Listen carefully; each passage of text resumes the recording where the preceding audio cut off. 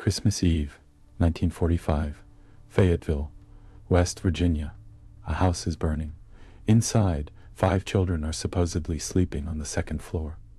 Their mother screams their names into the flames. Their father tries to reach them, but the staircase has already collapsed.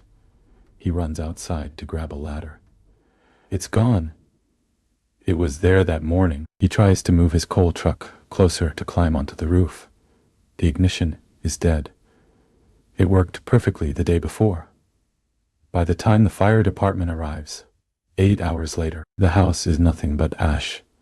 They sift through the rubble expecting to find 5 small bodies, 5 sets of bones, 5 skulls. They find nothing. No bones. No teeth. No fragments. Nothing at all. It is as if the children were never there, as if they simply vanished into the fire. But fire doesn't erase bones. Even crematoriums leave remains. So where are the SODDER children? This question has haunted one family for over 80 years, and no one has ever answered. George Sodder was an Italian immigrant. He was born Giorgio Soddu in Sardinia, Italy, in 1895. He came to America as a young man seeking a better life. He settled in Fayetteville, West Virginia, a small town nestled in the Appalachian Mountains. He worked hard. He built a trucking business. He married Jenny Cipriani, another Italian-American. Together, they had 10 children. 10. The Sodder household was loud, chaotic, and full of life. By 1945, George and Jenny had built a comfortable 2-story wooden house on a hillside. It sat along Route 21, just outside of town. The family was well known in the community. George was outspoken. He was particularly vocal about his opposition to Mussolini. This made him unpopular with some Italian Americans in the area who supported the fascist dictator. In fact, a man had once visited George's home and threatened him. The stranger told George that his house would go up in smoke and that his children would be destroyed. George dismissed it as an empty threat. He would regret that decision for the rest of his life. On Christmas Eve, 1945, the family was celebrating the holiday. The older children had gone out to run errands in town. Some of the younger children stayed up late, playing with their new toys. Jenny was the last to go to bed. She checked the doors. She checked the stove. She noticed that the light in the downstairs room was still on. Some of the children were still awake. She told them to go to bed. Then she went upstairs. 5 of the children, Maurice, age 14, Martha, age 12, Louis, age 9, Jenny, age 8, and Betty, age 5, were sleeping on the second floor, or at least, that's what everyone believed. At approximately 1 o'clock in the morning, Jenny was awakened by a loud bang on the roof. She thought something had hit the house. She smelled smoke. Within minutes, the entire downstairs was engulfed in flames. The fire moved with unnatural speed. George and Jenny managed to escape with 4 of their children, but the 5 on the second floor, they could not reach them. The staircase was a wall of fire. George's desperate attempts to save them were blocked at every turn, as if someone or something had planned it that way. The fire that consumed the Sodder home was not normal. Everything about that night was wrong. Let's start with the phone. When George tried to call the fire department, the line was dead, cut, not damaged by the fire. It was severed before the blaze began. A neighbor who had seen the fire from a distance also tried to call. Her phone was dead too. She had to drive into town to alert the fire department in person. The Fayetteville Fire Department was only 2.5 miles away. 2.5 miles. Yet they did not arrive until 8 o'clock the next morning, 7 hours after the fire started. No explanation was ever given for this delay. Now consider what George encountered when he tried to save his children.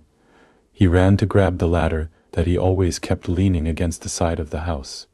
It was gone, vanished. He then tried to move his coal truck beneath the second-floor window to climb up. The truck would not start. It had been running perfectly the day before. In desperation, George tried to re-enter the burning house through the front door. He burned his arm badly. Jenny threw shoes out the window for it. But it was no use. The fire was too intense, too fast, too complete. By dawn, the house was reduced to a pile of ash barely 5 feet deep. Think about that. A 2-story wooden house with furniture, appliances, and everything a family of 12 owned, reduced to a 5-foot pile.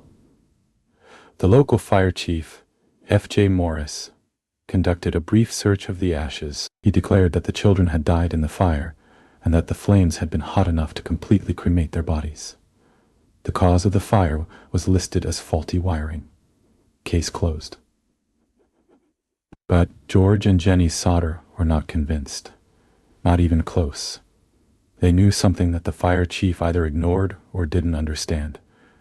Fire does not destroy bones. Even a crematorium operating at over 1800 degrees Fahrenheit for 2 hours leaves behind bone fragments. A house fire burns at roughly 100 degrees. The children's bones should have been there, but they weren't. Not a single bone. Not a single tooth. Nothing. George and Jenny Sodder refused to accept the official explanation. They launched their own investigation, and what they found was deeply disturbing. First, they hired a private investigator. He discovered that the fire chief, F.J. Morris, had a troubled past. His qualifications were questionable. His investigation had lasted less than an hour. He never called in state investigators. He never requested forensic analysis. A local insurance investigator also examined the scene. He too found no bones. He told the Sodders something chilling. He believed the fire was not caused by faulty wiring. He believed it was arson. The Sodders began collecting witness testimony. A woman named Jenny Henthorne reported that on the night of the fire, she saw a man pick up a block and throw it at the Sodder house. Was that the bang on the roof that woke Jenny? Several witnesses came forward claiming they had seen the children after the fire. A woman at a hotel in Charleston, 50 miles away, said she saw the 5 children the morning after the fire. They were accompanied by 2 men and 2 women who spoke Italian. She tried to speak to the children, but the adults hurried them away. A woman in a tourist camp said she saw the children with Italian-speaking adults as well. Another witness saw the Sodder children's faces on a poster and recognized one of the girls from her neighborhood. In 1949, George and Jenny had the site excavated properly. They hired an expert from the Smithsonian Institution. Buried in the ashes, they found a few small bone fragments and some vertebrae. The Smithsonian expert examined them. His conclusion was devastating. The bones were not from children. They were likely from the backyard and had been in the ground for far longer than 4 years. Someone had possibly planted them there, or they were animal remains mixed into the soil. The Sodders put up a massive billboard along Route 21. It displayed photos of the 5 missing children and offered a reward. The billboard stood for decades. A constant reminder. A permanent accusation. Something happened to those children, and it wasn't fire. Then came the photograph. In 1968, 23 years after the fire, Jenny Sodder received an envelope in the mail. It had no return address. The postmark was from Central City, Kentucky. Inside was a single photograph. It showed a young man in his mid-20s. On the back, someone had written a message. It read, "Louis Sodder, I love brother Frankie. Ilil boys, Haninity 1132 or 35. Louis Sodder, one of the 5 missing children. He would have been about 32 years old by 1968. The man in the photo was the right age. Jenny was convinced it was her son. She hired another private investigator to trace the photograph's origin. The investigator traveled to Central City, Kentucky. He checked into a hotel. He called Jenny to report his progress, and then he vanished. He was never heard from again. No report, no explanation, nothing. This detail alone should terrify you. A private investigator, looking into a decades-old missing children case, disappears without a trace. Just like the children themselves. Several theories have emerged over the years. The most prominent theory involves the Italian mafia. George Sodder had been outspoken against Mussolini. Some believe that local mafia figures kidnapped the children as punishment. The threat George received, that his house would burn and his children would be destroyed, supports this theory. Another theory suggests the children were taken by a child trafficking ring. In the 1940s, enforcement against such crimes was nearly non-existent in rural Appalachia. The fire was set as a cover. The children were removed before the blaze even started. That would explain why no bones were found. The children were never in the fire. Some researchers point to the Italian-speaking adults seen with children, matching the Sodder's description. Were the children taken to Italy? Were they raised under different names? Did they ever know what happened? George Sodder died in 1969. He never found his children. Jenny Sodder continued the search until her own death in 1989. For over 40 years, she kept the billboard standing. For over 40 years, she checked the mail, hoping for another letter. For over 40 years, she waited for a knock on the door. It never came. The billboard was finally taken down after Jenny's death, but the questions remain. Why were the phone lines cut before the fire? Who moved the ladder? Why wouldn't the truck start? Why did the fire department take 7 hours to travel 2.5 miles? Why were no bones found in the ashes? Who sent the photograph of Louis? What happened to the private investigator who went to Kentucky? And the most haunting question of all, if the children survived the fire, why didn't they ever come home? Were they threatened? Were they brainwashed? Did they even know who they really were? In 2020, researchers attempted to use DNA analysis on the few remaining artifacts from the case. The results were inconclusive. The case remains officially unsolved. 5 children. Christmas Eve, a fire that left no trace of their existence. A photograph that arrived from nowhere. An investigator who disappeared into nothing.